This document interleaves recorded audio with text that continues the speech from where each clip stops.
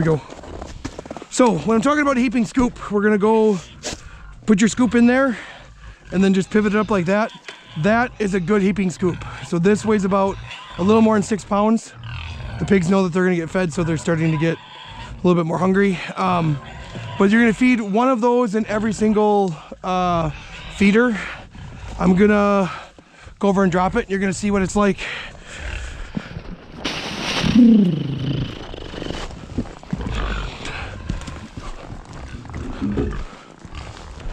The pigs will find their way in terms of getting the, should probably turn the light on. Do I have the headlamp with me? Must be in there. So these are all occupied, so let's go to one that's empty, right there. You can always go back to feeders that you didn't hit. We'll go like that, go like this. I'm not sure how this is gonna look. I didn't really check the angle of the headlamp on my headband to see how it was looking. So hopefully we don't have to do this again. Hopefully you'll be able to see this. They're gonna fight, and the little squeal you just heard is more like a pig saying, "Oh man, I wanted to eat that." That's all that it is. It's fine. So I have all of those feeders got feed in them. I have 2 feeders. There's a total of 9. I think I've fed 7 so far. 1, 2, 3, 4. Yep, and there's 3 over there. That's 7, 8, 9 are the last 2. I'm gonna get in there and grab those, bring those over here. I'll grab those and put those over here. So we're good to go.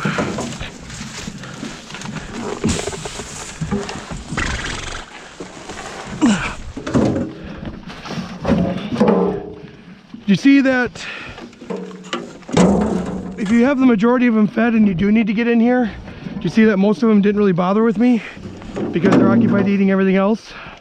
If you get to the point, Jaron, where you don't want to go in here and they're all in there, just throw the feet on the ground. They're not gonna, all the ground's all frozen, and so they'll clean it up. Right now it's like you're dropping feed on concrete if you throw it in there right now. Try to hit it in the feeders. If you don't, they'll clean up. The pigs will clean up all the bit of feed when you're done feeding, or when they're done eating everything in there. So when I started the video and I was talking about the amount of feed that was left, notice that this pail is much bigger than this one. The beginning of the video was basically I used this one. So like yesterday when I was feeding pigs last night, I started with this one and the second pail was this one. There's gonna be about the same amount when I'm done. So you'll go like this, we'll feed this, and so now I've done, I believe every feeder has got feed in it. So I'm just gonna top this off. I'm gonna top each of these off until I'm left with about a half a 5-gallon pail. The pigs will still get the same amount, even though like some feed might have a little bit more in it than others. When you're left with the half a 5-gallon pail, which is about what this one is, the pigs will still get the same amount, because if you watch them, if you've been watching them as they've been eating, they don't stay at the same feeder. They eat for a little bit and they move to a new one. So it's like musical hog feeders, and then once they're all done, once all of the feed is out of these feeders, they will literally move all this stuff around, and they will clean up most of the feed that's on the ground. So essentially, 1 full pail and about a half of another pail is the amount that you'll end up feeding this. Now, if this were going to be morning chores that we're going to be entering after this feeding, you could just leave this, and when you come the next morning, this will be ready to go. However, because the next cycle that will be fed for these pigs will be night chores, I'm gonna fill this up for you, and that way when you come, it's ready to go for you. It's loaded and 100% ready to go. Water will be next. I'll show you how I do water in a second. But you can definitely see why I have this trough at the bottom of this gravity box so that I can not have much waste. It helps eliminate the amount of waste that happens. But fun fact this year, Mr. Keenan's been feeding deer out of his gravity box because there's been deer tracks right where I'm standing. And I showed you that buck yesterday in school and that one that I texted you. I'm pretty confident I saw him this past week when I was cleaning the nursery. The very last load I did was about 3 in the morning, and he was about 40 feet into the woods. Just the wide set of how wide those eyes were. I'm gonna leave all this stuff right here so it'll be ready to go for you tonight, and then you can feed that. I was just thinking of, you're probably gonna need, no, that'll be good. It'll all be ready to go. Feed this, then the last bit you'll feed with that. I guess you will have to preload.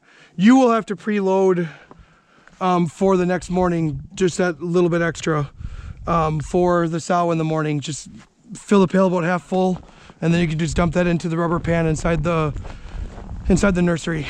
But there we go. Got one more thing to do, and then this video will be done. Probably with it being as cold as it's supposed to be, I didn't do that, but I should probably lock the or shut the door when you're coming out, just to keep it warmer in here. The walls are obviously insulated, but I don't necessarily have a heat source. I'm gonna add fresh bedding to here. I'll spot clean that. Probably won't add any fresh bedding to that because there's quite a bit of bedding left in there, and it's still very clean and relatively speaking.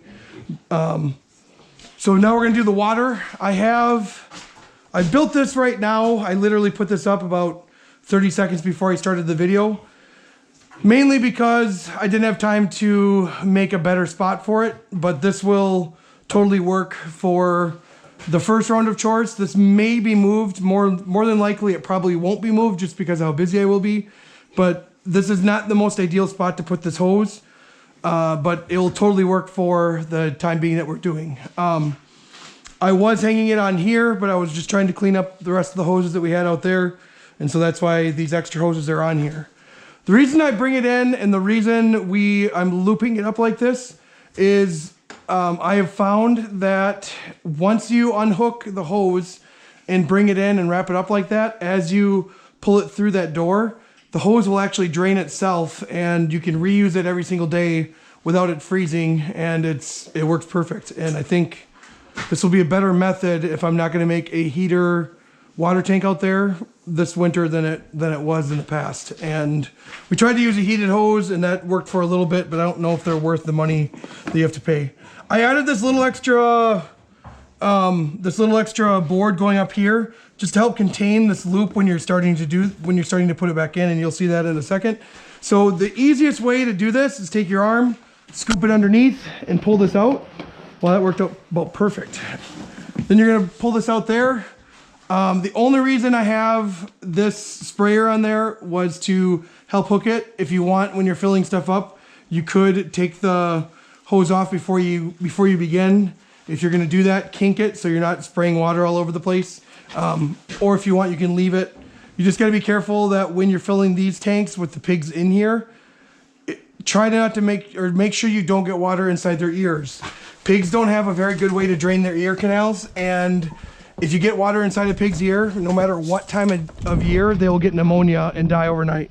And that doesn't work out too good for the farmer. So please don't do that. Keep the water out of the pig's ears. If a little bit gets in there, and they can shake it off, like if a little bit gets in there, that's not a big deal. But if you like dump a cup of water into a pig's ear, they will 100% almost kill them every time. So here we go. I'm gonna go like this. That worked out perfect. And I'll tell you, when we go to wrap it up, I always start with the end that the water comes out, so that when I go to drop it on the ground, that will be the top when you go to drop it, if that makes sense. But honestly, Jaron, if you don't do it exactly the way I do it, I really don't care. As I told you, the only rule is that when I get back, if all my pigs are alive, you did your job.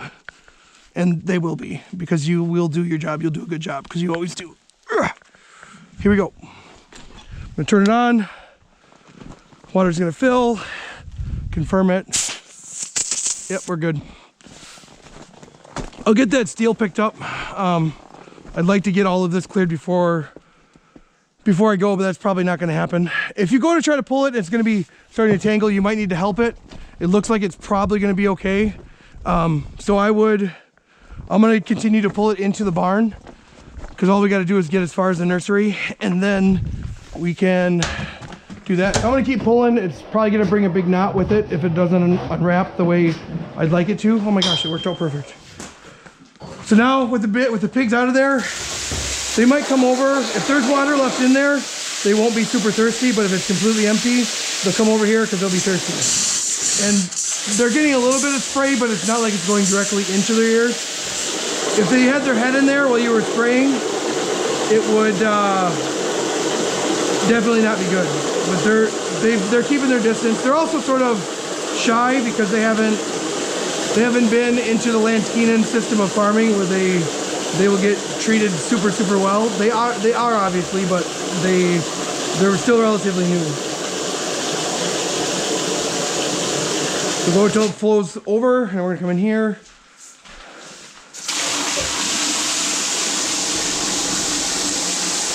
If Mama's got water in her trough and she's got feed, she'll be occupied, so you don't have to worry about her. But if she does come out, like I said, you saw how tame she was throughout this video. And she's definitely the most well-behaved mama, except when she's in estrus. One time, I think I told you about that, and you might have been here actually. I was trying to get the feeders out of the water outside, and I was bent over, and she jumped on top of me when I had it was like right after my knee surgery. I was bent over, and she mounted me like she was in heat, because she was. And that was a little bit mischievous of her. Silly pig.